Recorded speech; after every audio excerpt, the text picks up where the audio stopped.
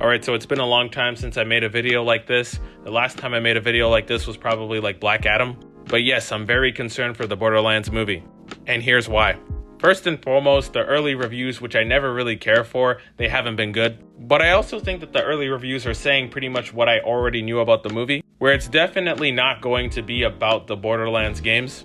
And I've never been a big fan of the Borderlands games. And when you're making a movie that's supposed to be for the fans initially, like you would think that they would make this movie as faithful to the, source material as they can. And to completely go away from what made the games good for the fans, I think is a very interesting choice. And I feel like the Garfield movie kind of had some pushback with that as well, but there were still like a lot of people like excited for it. Or even the Super Mario Bros. Movie as well, with people complaining about Chris Pratt becoming Mario. The movie does look like it's going to be a lot of fun, but not exactly like a top 10 movie of the year. So that's why I'm slightly excited for the movie. But if I was personally like a fan of the Borderlands games, there's really nothing there that would make me want to see it. Especially like I've been seeing like a lot of comments on Borderlands fans saying how they're not going to watch this movie and how much it strays away from the source material.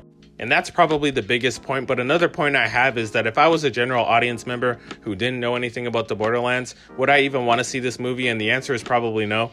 It would probably be a movie that, a general audience member would watch on streaming, maybe, but not something that they would pay money and take like potentially their family to go see or something. Also, I hate to keep saying this, but there are better options in theaters right now.